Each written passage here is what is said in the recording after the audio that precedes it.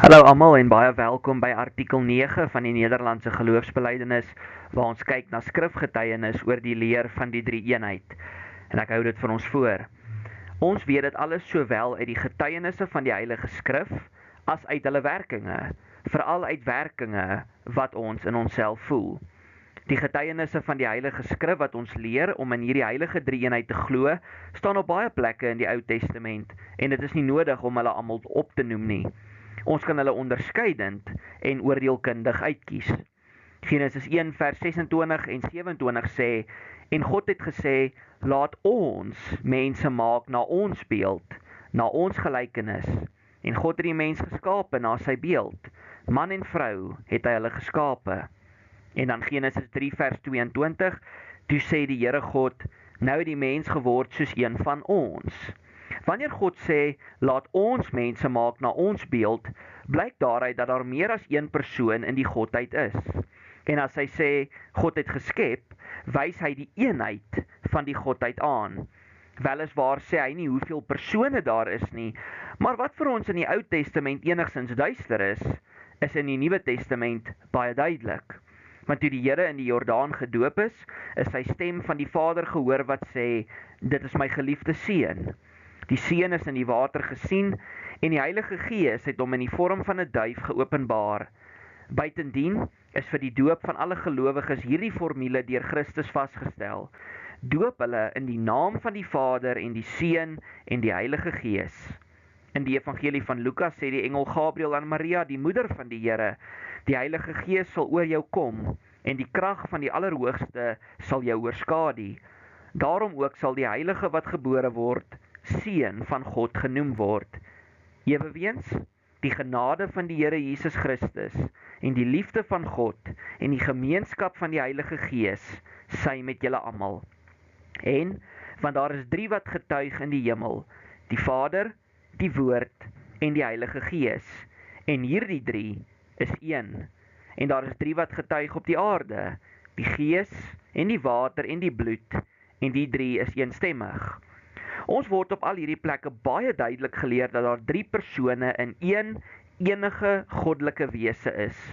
Al gaan hierdie leer die menslike verstand ver te bowe, glo ons dit nou tog deur die woord, terwyl ons verwag om die volle kennis en vrug daarvan in die hemel te geniet. Verder moet ons ook let op die besondere ampte en op die werkinge van die 3 persone met betrekking tot ons. Die Vader word ons skepper deur sy krag genoem. Die Seun is ons saligmaker en verlosser deur sy bloed. Die Heilige Gees is ons heiligmaker deur sy inwoning in ons hart. Hierdie leer van die heilige drie-eenheid is in die ware kerk van die tyd van die apostels af tot nou toe altyd onderhou en gehandhaaf teenoor die Jode, Mohammedane en sommige valse Christene en ketters soos Marcion, Mani, Praxias, Sabellius, Samosatenus, Arius en dergelike wat tereg deur die regsinnige vaders veroordeel is. Daarom aanvaar ons in hierdie opsig graag die 3 belydenisse, naamlik die van die apostels, Nicea, Athanasius en ook wat die ou vaders in ooreenstemming hiermee besluit het. Nou in die vorige artikel het ons gekyk na God is een in wese en onderskeie in 3 persone. En soos julle hier op die bord sien, hierdie is een van die maklikste skematiese voorstellings om die drie-eenheid te verstaan. Die Vader is ten volle God, die Seun is ten volle God, die Heilige Gees is ten volle God. Met ander woorde, God is een in wese. Maar in hierdie een goddelike wese is daar 3 persone, of kan ons eerder sê, daar is 3 persone in die goddelike wese. Maar dan kyk ons ook na dat hierdie 3 persone kan van mekaar onderskei word. Hulle kan nie van mekaar geskei word nie, want dan is daar nie eenheid tussen hulle nie, maar hulle kan van mekaar onderskei word. Daarom dat ons sien, die Vader is nie die Seun nie, die Seun is nie die Heilige Gees nie, en die Heilige Gees is nie die Vader nie. Met ander woorde, ons het in die vorige sessie gesê, die Vader het nie aan die kruis gesterf nie, net die Seun het. ook nie die Heilige Gees nie. Die Heilige Gees is uitgestort, nie die Vader en die Seun nie. So ons kan hulle van mekaar onderskei, maar ons kan hulle nie skei nie. God is een in wese en hy is onderskeie in 3 persone. So ons het eintlik klaar die inhoud van die 3 eenheid behandel, maar nou kyk ons na skrifbewyse. Dis asof die skrywer Guido de Brès gesê het, indien julle nie glo wat hier staan nie, kom ek bewys dit vir julle vanuit die skrif. En nou kyk ons gedeelte vir gedeelte na wat ons hier bely. Ons weet dit alles sowel uit die getuienisse van die Heilige Skrif as uit hulle werkinge, veral uit werkinge wat ons in onsself voel. Met ander woorde, ons glo nie in die 3 eenheid omdat die kerkvader so gesê het of omdat dit 'n filosofiese siening is nie, ons glo dit omdat die Bybel dit leer. Nou, die woorde wat bygevoeg word uit die werkinge wat ons in onsself voel, mag dalk baie vreemd klink. Dit mag dalk klink asof daar gesê word, die 3 eenheid kan net bewys word uit die skrif en uit ons persoonlike ervaring. Maar dit is nie waar nie. Ons kan die werking van die 3 enige God, van die 3 persone in ons lewe ervaar, maar dit bevestig net wat die skrif voldoende leer. En dan word daar gesê, dit word alreeds op baie plekke in die Ou Testament vir ons geleer, en ons kan hulle oordeelkundig en onderskeidend uitkies. En dan word daar gepraat van Genesis 1 vers 26 en 27.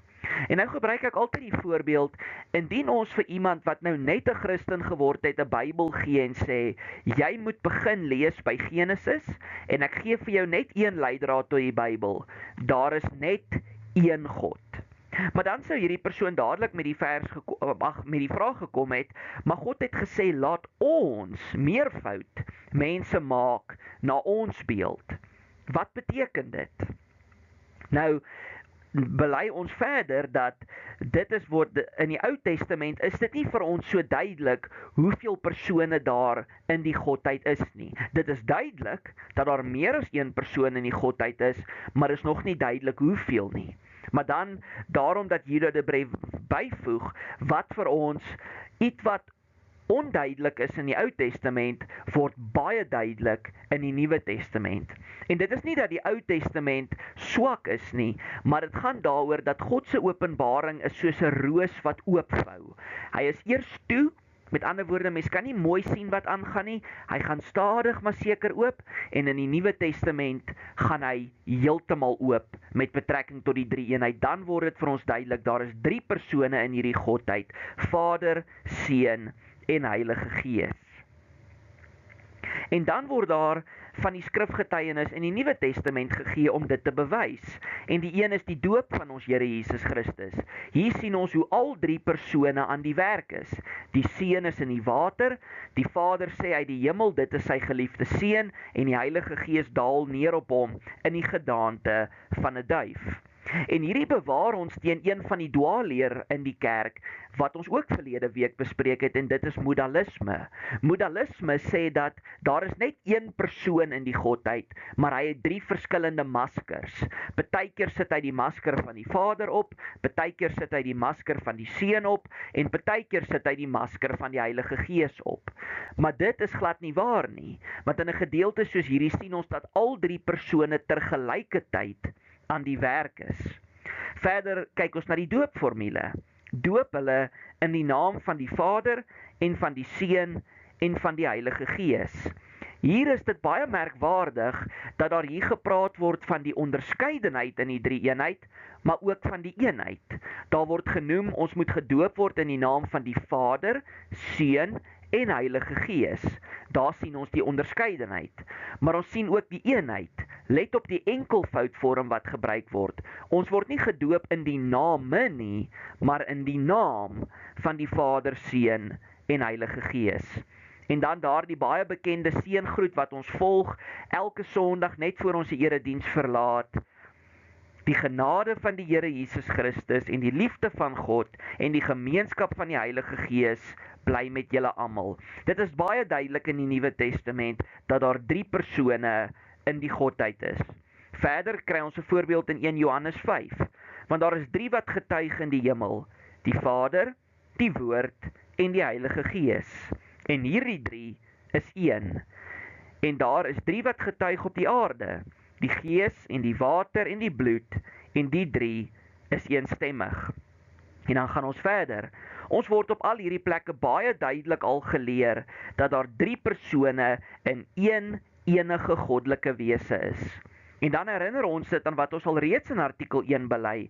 Ons glo met die hart en bely met die mond 'n enige enkelvoudige geestelike wese wat ons God noem.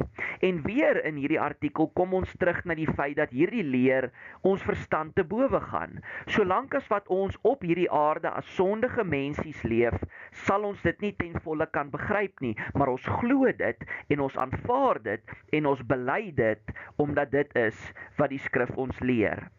En dan staan daar iets interessants. Verder moet ons ook let op die besondere ampte en op die werkinge van die 3 persone met betrekking tot ons.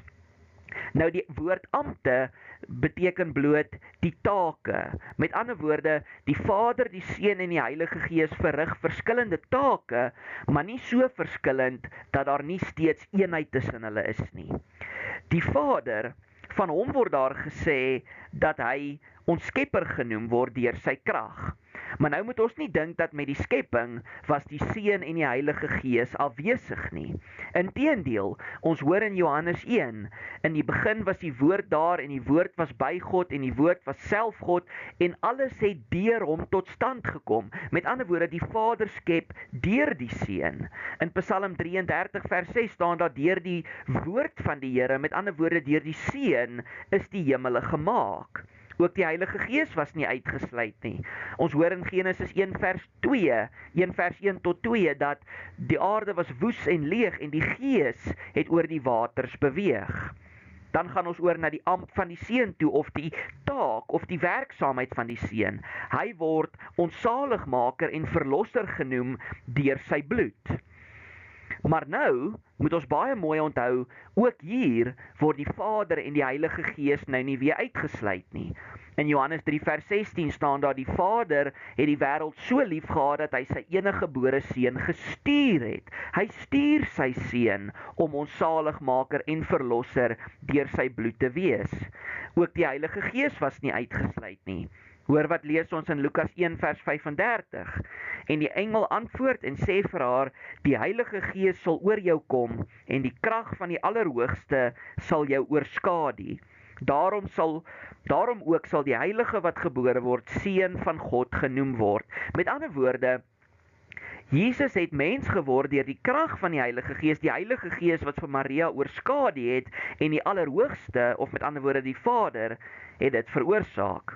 Ons gaan dan oor na die ampt, of die taak, of die werksaamheid van die Heilige Gees. Hy word genoem die heiligmaker deur sy woning in ons harte.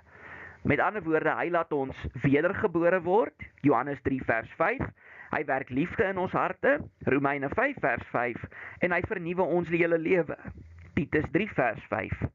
Maar ook hier nou weer is die Vader en die Seun nie uitgesluit nie. Hoor wat se naam? Die Vader het die Heilige Gees deur Jesus Christus uitgestort, Titus 3 vers 5 en 6. En hoor wat bely ons, of wat staan daar in 1 Tessalonisense 5 vers 23. En mag hy, die God van die vrede, hier word van die Vader gepraat, julle volkome heilig maak. Met ander woorde, hierso is die Vader ook betrokke. Heiligmaking gebeur nie sonder die betrokkenheid of in die Vader is nie afwesig wanneer die Heilige Gees ons heilig maak nie. Die Seun is ook nie uitgesluit nie. In Johannes 15 vers 26 staan daar, hy stuur die trooster vanaf die Vader. Hy is betrokke. En dan dink ons dan na die bekende gedeelte in 1 Korintiërs 1 vers 30 waar die Seun ons heiligmaking genoem word. So elkeen van die persone van die drie-eenheid het 'n spesifieke taak, maar die ander persone is nie uitgesluit wanneer dit by hierdie taak kom nie. En dan hoor ons hierdie leer van die drie-eenheid is van die begin af deur die apostels geleer en in die kerk aanvaar, maar die kerk moes hulle self uitspreek teenoor sekere dwaalleraars. In die eerste plek is hierdie dwaalleraars die Jode. Die Jode glo ook daar is net een God, maar hulle maak geen ruimte daarvoor dat daar 3 persone in hierdie een Godheid is nie. Dieselfde met die Mohammedane of dan die moslems. Marcion was 'n persoon wat geleer het dat Jesus en die Heilige Gees nie goddelike persone was nie, en dat Jesus eintlik net 'n skynliggaam gehad het. Dit het gelyk asof hy 'n liggaam het, maar hy het nie regtig nie. Mani het gesê Jesus is 'n profeet, maar hy's niks meer as 'n profeet nie. Praxias het gesê in Jesus word die Vader sy eie seun, en as die seun sterf, sterf die Vader. Met ander woorde, hy vermeng baie hierso die persone, en daar's nie sprake van 3 persone in een Godheid nie, en by hom is daar nouliks sprake van die Heilige Gees. Sabellius het ook 'n dwaalleer verkondig. Hy het gesê elke persoon is slegs 'n verskyningsvorm van die een God. Dit het ontwikkel tot modalisme, daai maskers waarvan ons gepraat het, en dit is ook veroordeel. En dan kom ons by Somasatenus. Hy beskou nie die Seun en die Heilige Gees as een in wese met die Vader nie. En dalk sekerlik een van die grootste ketters in die kerkgeskiedenis, een van die grootste dwaalleraars, was Arius, wat gesê het, die Seun is die eerste skepsel. Met ander woorde, hy is nie een in wese met die Vader nie. Hy is dalk die belangrikste skepsel, maar hy is net 'n skepsel. Nou, net ter afsluiting van hierdie leer oor die drie-eenheid, wil ek graag julle aandag op die volgende 3 figure vestig. Hierdie is een figuur wat al gebruik is om die drie-eenheid te verduidelik. So ons sien hierso is eenheid tussen die persone, maar dit lyk amper asof die Godheid in 3 verdeel is. So as ons dit as 'n wiskundesom wou voorstel, sou ons sê, die Vader is 'n derde God, die Seun is 'n derde God, die Heilige Gees is 'n derde van God, maar eers saam maak hulle heeltemal God. So 'n figuur moet ons verwerp. Dan kom ons by 'n ander figuur. Julle sal sien in die vorige figuur, wat ek nou per ongeluk oor geskiep het, daai figuur gee dit die beste wee, want daar is verskillende lyne wat so horisontaal met mekaar loop. Daar's lyne wat die Vader verteenwoordig, daar's lyne wat die Seun verteenwoordig, en daar's lyne wat die Heilige Gees verteenwoordig. So elkeen van hierdie persone maak die hele sirkel vol, en dit verteenwoordig dat elkeen van die persone ten volle God is. Maar die feit dat die lyne parallel met mekaar loop, verteenwoordig dat hulle elkeen het hulle eie taak, hulle eie werksaamheid, hulle eie amp. Soos ons gesê het, die Vader is ons skepper deur sy krag, die Seun is ons saligmaker en verlosser, en die Heilige Gees is ons heiligmaker. Maar daardie lyne kruis ook op plekke met mekaar, en dit dui vir ons aan die eenheid. Waar die een werk, is die ander nie afwesig nie. Hierdie skets wat julle nou voor julle sien, is nie gepas om die drie-eenheid voor te stel nie, want hier lyk dit amper asof ons 3 gode binne die een God het, en dit moet 'n mens heeltemal verwerp. So dit is ons sessie vir vandag, en volgende keer sal ons kyk na die Godheid van die Heilige Gees. Die Godheid van Jesus Christus, en dan die Godheid van die Heilige Gees.